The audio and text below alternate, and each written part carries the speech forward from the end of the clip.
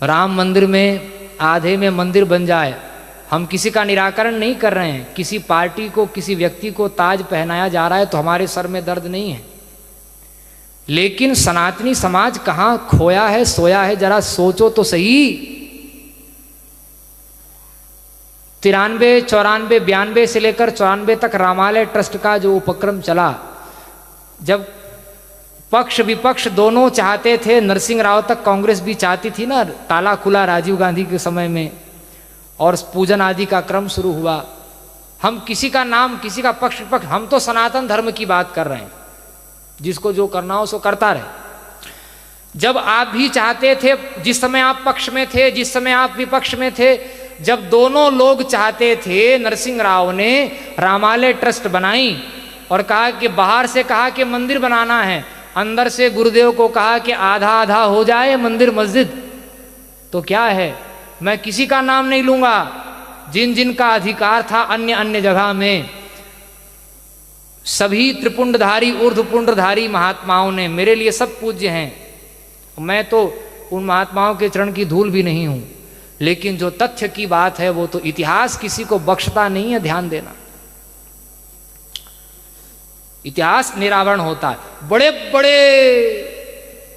महात्माओं ने कह दिया बाहर से कि मंदिर ही बनेगा, अंदर से गुरुदेव ने पूछा खुल के बताओ मंदिर मस्जिद की बात होगी तो अगर जिस दिन मस्जिद की बात आई उस दिन सरकार गिराने के लिए सबसे पहला प्रचार फिर मैं करूंगा, गुरुदेव ने कहा।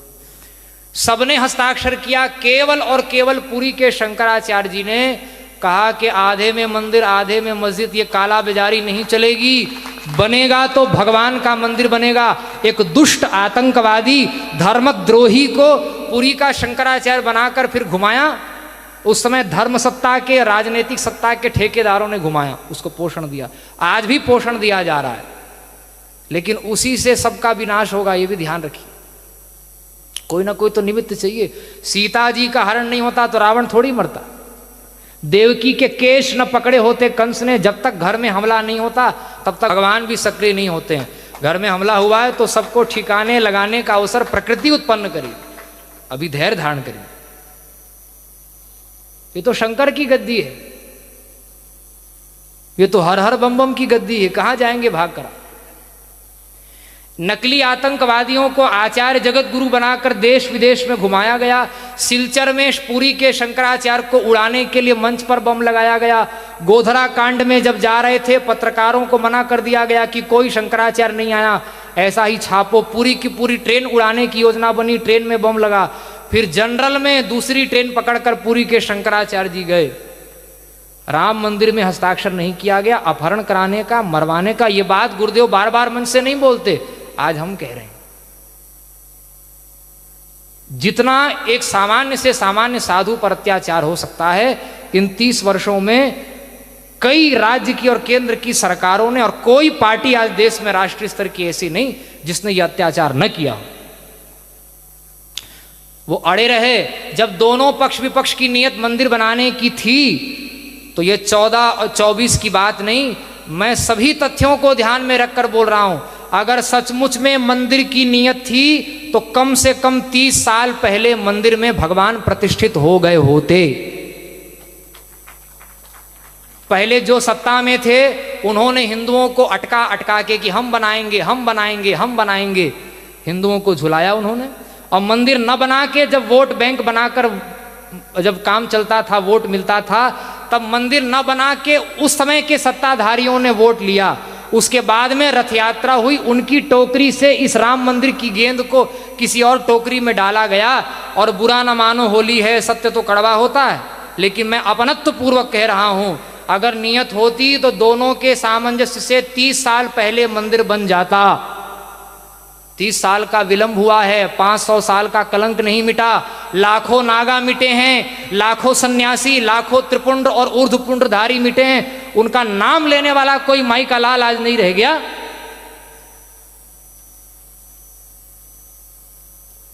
चरखा चलाने से आजादी मिली, कोर्ट के पर्चे भरने से राम मंदिर बन गया।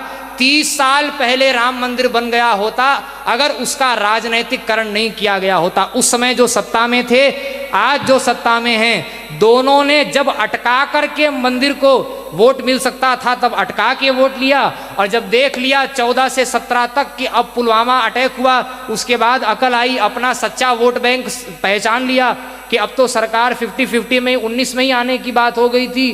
तब हुआ कि अब मंदिर बना कर ही जब हम सत्ता में रह सकते हैं, तब मंदिर न बनाना भी राजनीति, मंदिर बनाना भी राजनीति, दोनों ढंग से तब बना के ही वोट लिया है।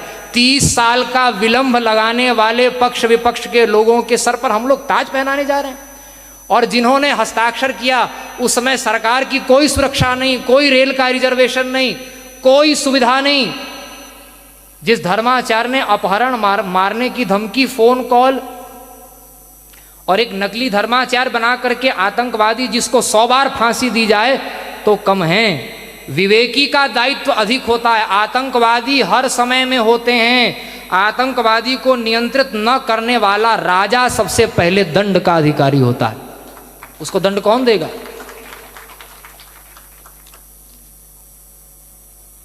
मंदिर की नियत होती तो, लेकिन पूरा संत समाज विभोर है। हम भी विभोर हैं कि भगवान प्रतिष्ठित हो रहे हैं। खून के आंसू रोए हैं महात्मा, तब मंदिर बना है। चलो लाखों व्यक्तियों की शहादत का ताज अगर 1-2 लोगों के खोपड़ी में जा रहा है तो हमारे सिर में दर्द नहीं है। लेकिन भैया आप कितने भी गुणवान हो, मानस की वो बात याद रखिए, गुण सागर नागर नरजोऊ, क्या है, जोई अलप लोभ भल कहीं न। इतना भी लोभ आ गया तो सारे गुण में आपने गुड़ गोबर कर लिया, चौंका लगा दिया। अब कोई बोलने वाला नहीं, किसी की हिम्मत नहीं है। लेकिन हम तो किसी की खीर खाए हैं नहीं, और इसीलिए ये पूरी पीठ का नाम सुन के लोग डरते हैं। कैसे दबे रहे, कैसे नकली लोग घूमते रहे थाईलैंड में, कितना बड़ा भी भगवा पहनने वाले मुख्यमंत्री कहीं बन जाएं और दाढ़ी बढ़ाने वाले प्रधानमंत्री कहीं बन जाएं। आतंकवादी शंकराचार्य बनकर घूम रहे हैं। इससे बढ़कर के देश में मैं सावधान करना चाहता हूं, वो दिन दूर नहीं है कि फिर इस देश में 2 और 3 प्रधानमंत्री घूमने लग जाएंगे। सावधान रहिए। जब जब महापुरुषों ने जो बात की है उसको जब जब उपेक्षा की है, तब साधु अवज्ञा कर फल ऐसा, जरई नगर अनाथ कर जैसा। कोई बचाने वाला नहीं मिलेगा। हम शासन कर रहे हैं ये भ्रम छोड़ दीजिए। साधुओं की जो जादुई पोटली होती है ना, उसमें कई विक्रमादित्य, कई चंद्रगुप्त छुपे हुए हैं। ये भ्रम बढ़िया से धो लें। वोट के बल पर शंकराचार्य नहीं बने हैं पूरी। आज हमें प्रसन्नता है कि राम मंदिर का काम हो रहा है, लेकिन जिन आचार्यों ने इतना त्याग किया, बार बार आंदोलन में सम्मिलित हुए, और अच्छी बात है कि आप अपने आप को सेकुलर नहीं बता रहे हैं, धार्मिक बता रहे हैं। इतने अंश में जो गुण है उसको हम दोष कभी नहीं कहेंगे, लेकिन जो दोष है उसको भूल कर भी गुण हम कभी नहीं कहेंगे। तो ये भारत की भूमि, ये आचार्य चरण कितना कष्ट सहते हैं। तो इन आचार्यों के द्वारा साधु समाज को उनके श्री चरणों में गोदुग्ध और पंचगव्य से, गंगा जल से उनके चरणों को धोकर हम उनसे निवेदन कर रहे हैं। भारत के सभी महापुरुषों से, सभी संप्रदायों के, और पंथ पार्टी को डस्टबिन में डाल करके समग्र भारतवासियों से हम निवेदन कर रहे हैं कि भैया बड़े से बड़े राजा महाराजा भी जब आए तब भी इस भारत की प्रजा किसी राजा महाराजा का अनुगमन करने वाली नहीं, ये निष्पक्ष आचार्यों का अनुगमन करने वाला भारत का इतिहास रहा है। कहाँ खो गए, कहाँ भूल गए। भारत साधु समाज बना, अखाड़ा परिषद बना। नेहरू जी ने अखाड़ा परिषद बनाया। क्यों बनाया? ताकि शंकराचार्य के नीचे जो आचार्य महामंडलेश्वर, ब्रह्मानंद सरस्वती जी महाराज तक की परंपरा रही, जब वो कुंभ में स्नान करने जाते थे तो छड़ी छत्र चवड़ पालकी उठाने के लिए बड़े बड़े महामंडलेश्वर जाते थे। अब गुरुदेव तो पूर्वाचार्य जी ने संकल्प लिया कि जब तक इस देश में वेद लक्षणा गाय का एक बूंद भी गिरेगा, जब तक यह भारत, जब सनातन राष्ट्र ही नहीं है तो कौन से सिंहासन और कौन से छड़ी छत्र चंवर। जो बैठते हैं उनको प्रणाम है, हम निषेध नहीं कर रहे हैं। लेकिन जब तक इस देश में गाय का एक बूंद भी रक्त गिरेगा, पुरी के शंकराचार्य छत्र छड़ी चंवर धारण नहीं करेंगे, सिंहासन धारण नहीं करेंगे। और इसीलिए हम ये सोफा देख रहे हैं ना यहाँ आज। तो ऐसे आचार्य हम लोगों को प्राप्त हैं, फिर भी भेड़िया धसान ही अगर पसंद आ रहा है हिंदुओं को, तो इससे बड़ा क्या दुर्भाग्य होगा। फिर तो वो राजा ही निरंकुश हो जाएगा। प्रभुता पाही काहि मद नाही, अस प्रभु को जन्मा जगमाही। कौन कान पकड़ेगा। पूरा हिंदू समाज निष्पक्षता पूर्वक, मैं उनकी रोटी खाता हूं इसलिए नहीं बोल रहा हूं, हम पूरे साधु समाज, पूरे वैदिक सनातनी हिंदू समाज से कह रहे हैं, जिस दिन विश्व को पता चल जाएगा कि पुरी के शंकराचार्य जी का बोलना मतलब 100 करोड़ हिंदुओं की आवाज एक साथ निकलना है, कि जिस दिन पता चल जाएगा 24 घंटे में भारत के सारे अटके काम बन जाएंगे। और नहीं तो नेता लोग हम मंदिर बनाएंगे, और हम मंदिर बना रहे हैं, वो गोल गोल रानी इतना इतना पानी, ज्यादा अंदर घुसूंगा तो ठीक नहीं है, घर की बात है। और भारत हमारा घर ही है। तो बहुत अच्छा है, स्वागत है। हम बात बता रहे थे, मूल धारा में फिर से आ जाइए। ये तो अवान्तर बातें, ये भी जानना जरूरी था।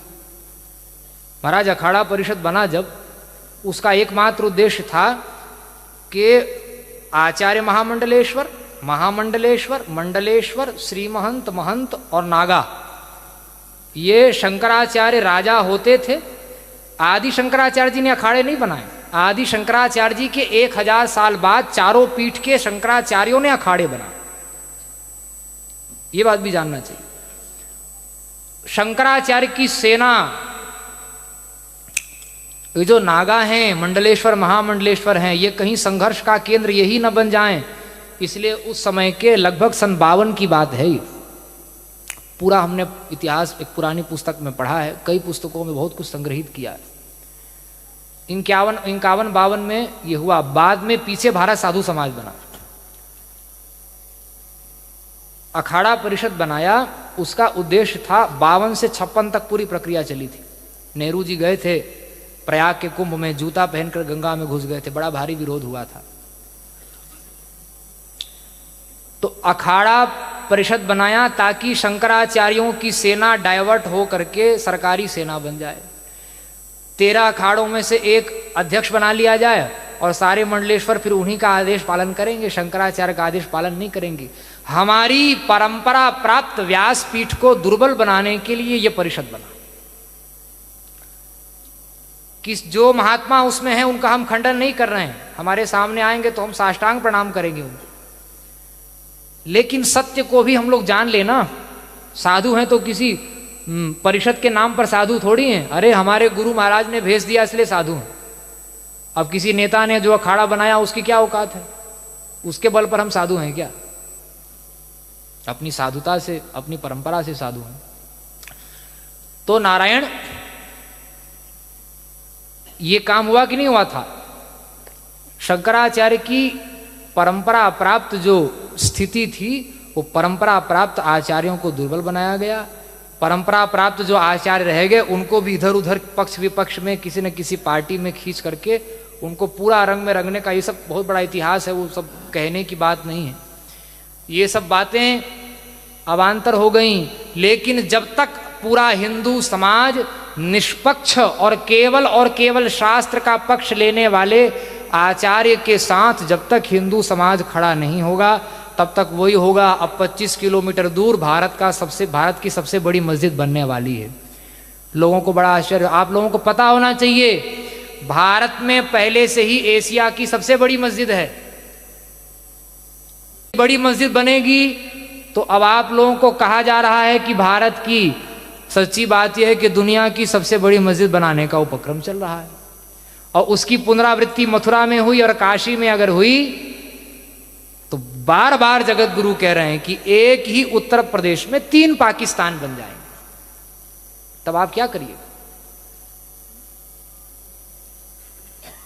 इसलिए जो आपको उचित लगे वो अवश्य करें, लेकिन हमको अगर 100% कहीं खड़ा होना हो तो किसी संघ, किसी संगठन, किसी पार्टी का पक्ष न लेते हुए साधु समाज, हिंदू समाज, इस समय में तो कम से कम पुरी के आचार्य चरण ऐसे प्राप्त हैं जो निष्पक्षता से धर्म के लिए बोल रहे हैं।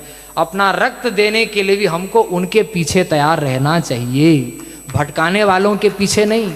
उनके हाथ में मीडिया, उनके हाथ में सब कुछ है, वो तो सच्चाई आप तक पहुंचने नहीं देंगे, आप खाली सर हिलाते रह जाएंगे। तो वेद के बारे में कह रहे थे रावत जी